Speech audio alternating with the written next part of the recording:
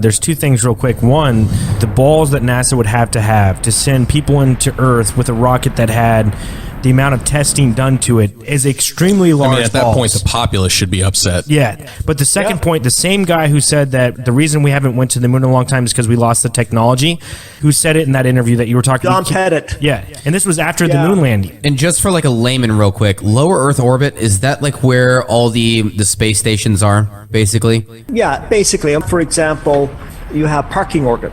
So when the Apollo missions blasted off low Earth orbit, you would have what is called a parking orbit, which would be about 100 miles. So low Earth orbit would be anywhere between maybe 120 to 200 miles. And then you have above 200 miles, you would have medium Earth orbit and then high Earth orbit. Low Earth orbit is really anything that's about 200 miles in altitude.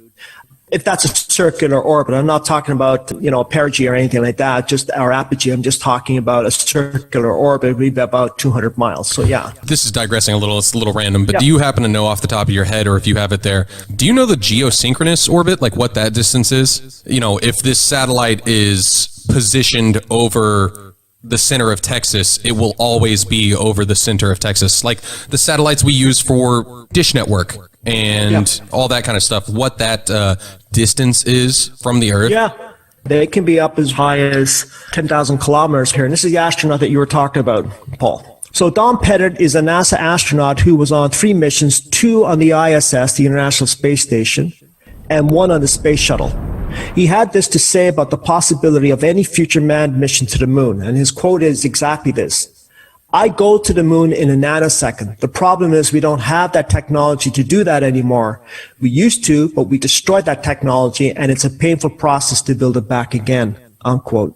That's a loaded statement. Oh, yeah. That is a very loaded statement. And the other thing that I've noticed, too, is that you have other statements from astronauts. For example, Alan Bean, he was asked by Bart Sibrel, did you have any effects of radiation? Did you feel any effects of radiation when you went through the Van Allen belts on your way to the moon? And Alan Bean's reply was, "I don't think we went out that far." And think about that. He says, "I don't think we went out that far." And Bart Sibrel pointed out, well, you had to go out that far and even further to get to the moon. And then he comes back and Alan Bean goes, "Oh yeah, you're right, we went out that far." No, I don't think so. No effects. And then later on, he tried to cover his tracks by saying that he was also on the Gemini missions. I think he was on the Gemini missions, and that, of course, they didn't go out that far. Gemini missions were a 2-man crew, and that was a low Earth orbit mission only. But, I mean, he already let it out, right? So they themselves don't know the full details because they forget the script. I think they're all reading a script. Buzz Aldrin's like the biggest case, because it was like a year or two ago where he had that interview with like a 3rd or 4th grader. Hey, I think that we actually went. Or, hey, I think it was all fake. Whether you're either side of the fence, I think it is a good idea to look at the math and the numbers and the stuff that you're talking about instead of like the photogrammetry. Like, don't look at the photos and the video and all that, because like you called it a red herring earlier. If you're going to argue your side, whatever side it is, focus on the math, focus on the engineering side of things, not what photos and videos we've seen. But hold on real quick. They're photoshopped because they have to be. And that's also from a NASA spokesperson. Well, I'll back you up on this a little bit, Johnny, right? Mm-hmm. I try to stay away from any direct criticisms of him for the simple reason, I mean, he has suffered depression and alcoholism over the last several decades. And if anybody in any family knows, that's serious shit. I mean, it's just serious stuff. I've had it in my own family, and I don't like what it does to people. I don't like what it does to people close to them. And the amount of pressure that he too was under, and I'm not making excuses for him because he lived a lie and he put forward a lie and he has to answer for that.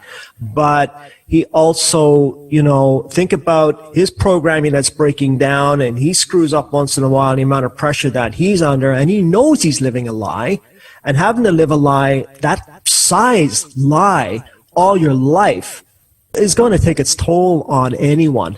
Let me ask you this.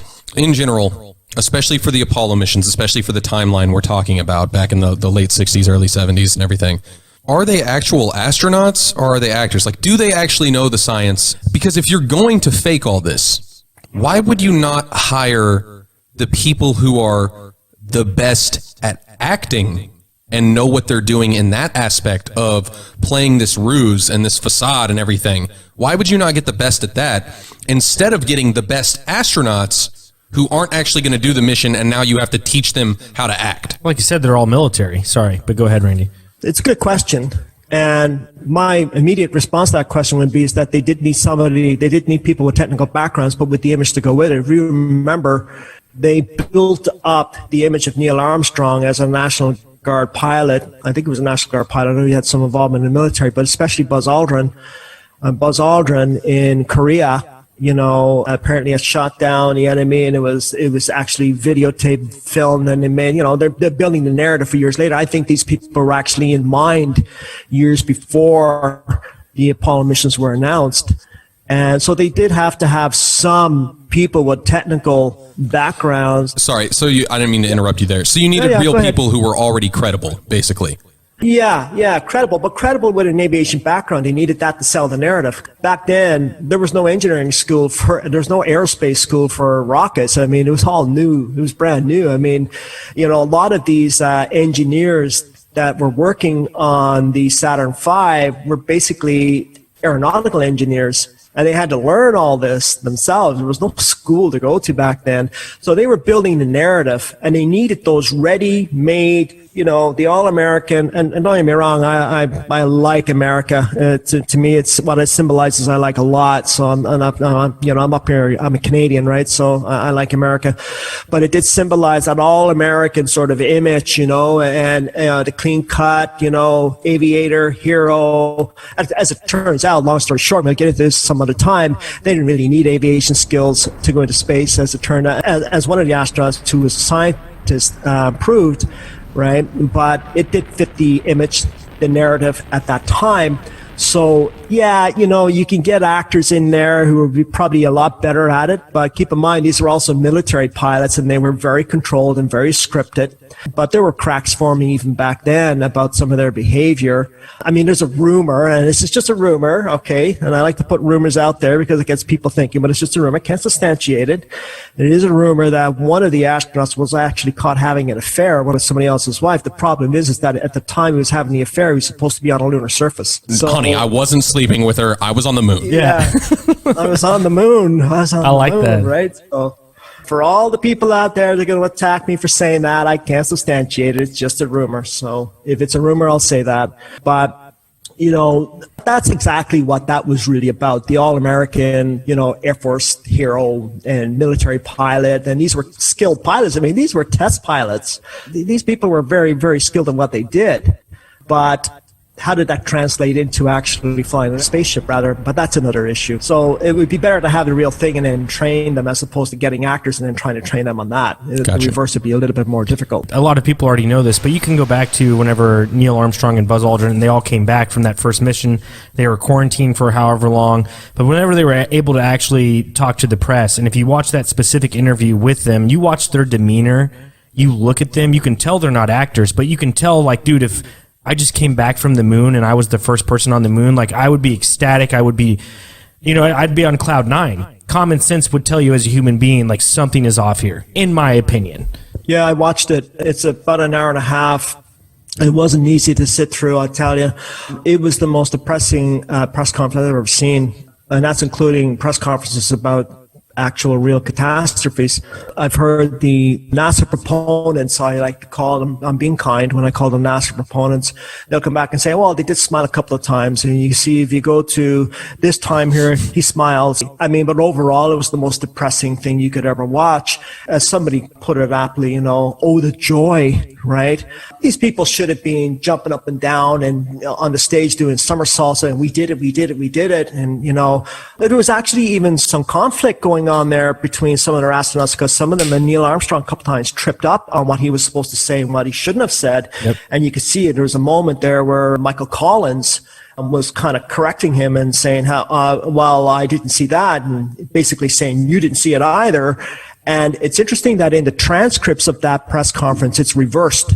I won't go into the details of it right now. I don't have time, but the transcripts are reversed in terms of a couple of the comments that were made to give the impression that it wasn't this astronaut that was saying it, was this astronaut that was saying it. So there's deception going on there as well. But you can clearly see that they had the weight of the world on their shoulders in that press conference, especially Neil Armstrong. I think of all of them, he was the one who was really wearing it the most. Because remember, he was the first man on the moon. His name is associated with it.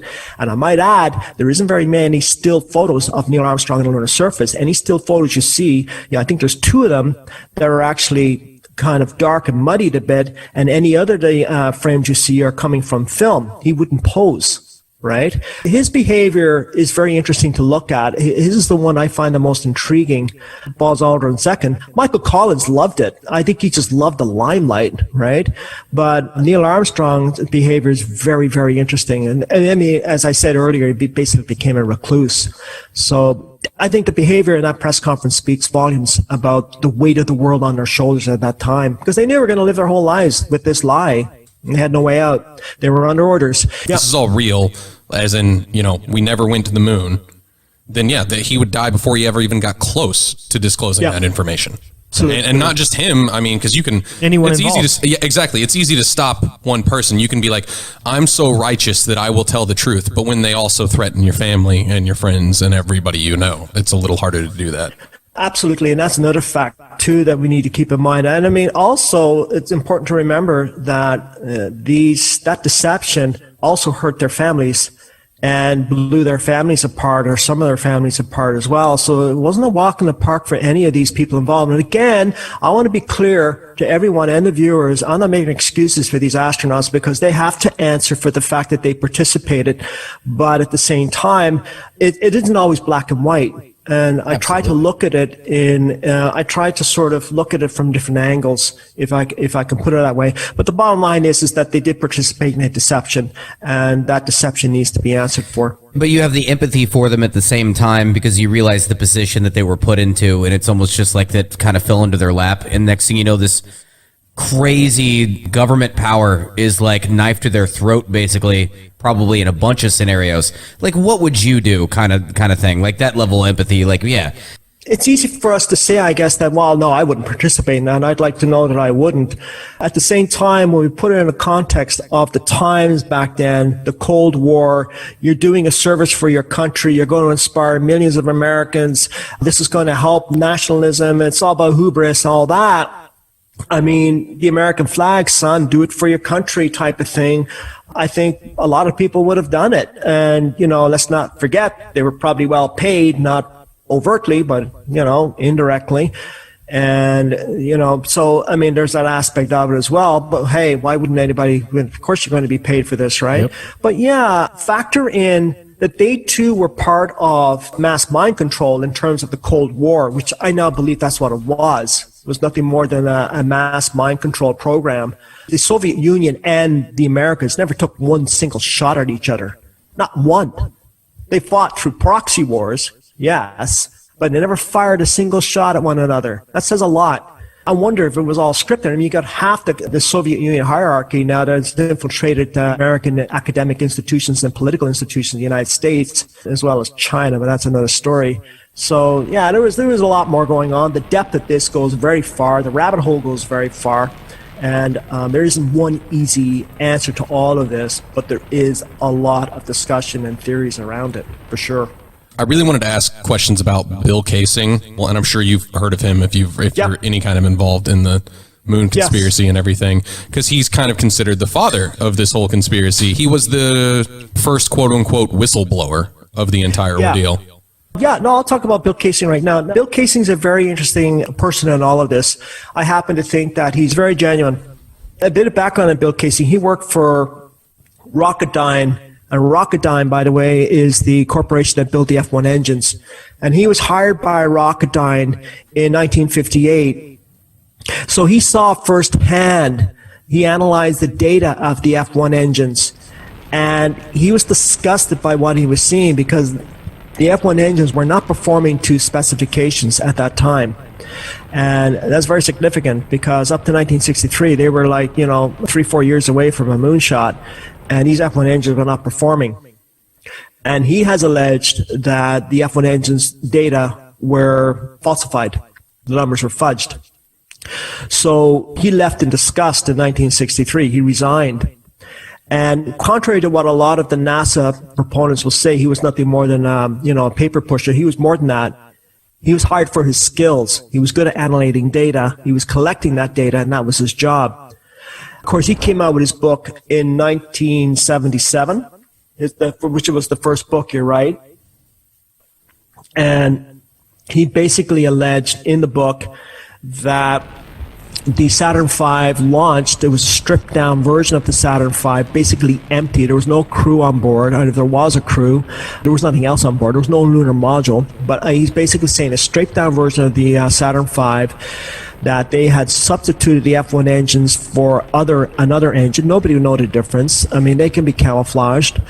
And that was used to sell the narrative, because you have to keep in mind that there was about 1 million people there that day at Apollo 11. Something did blast off that day. I mean, there was a rocket that went up, but was it the Saturn V in every aspect that they were talking about? And according to Bill Casey, no, it's not. And now his work is being validated by a couple of Russian scientists that have come forward, because no American scientist is going to touch this.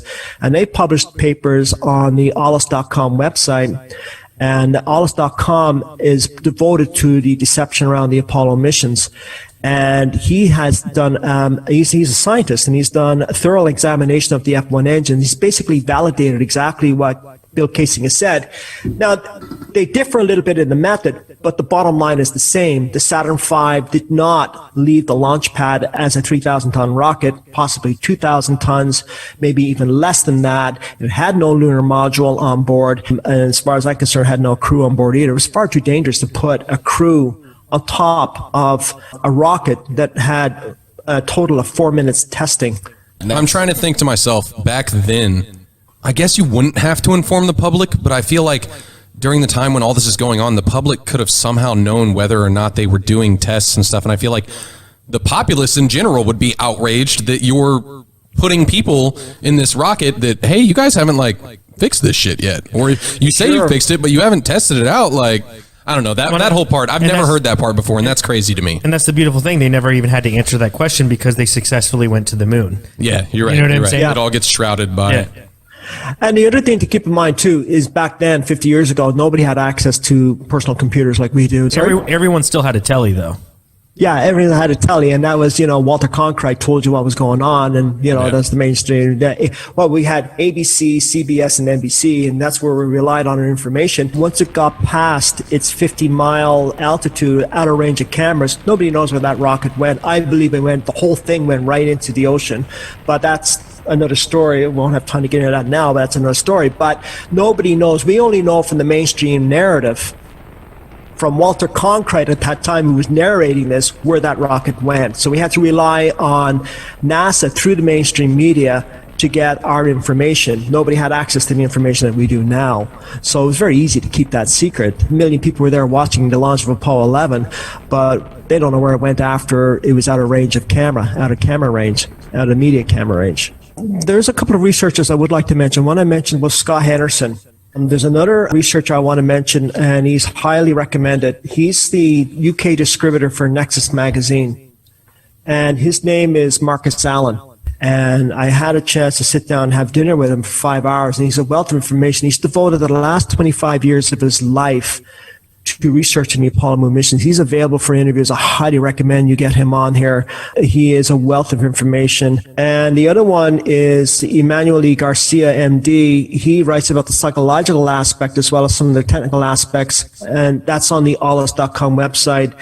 Robert Williams, he actually does my videos. So when I make a video, I have my own YouTube channel, but then he takes that and he puts it on his own YouTube channel. He enhances it. And, I'm not always, the best to come in when it comes to special effects on YouTube videos. So he does that for me. He's brilliant too.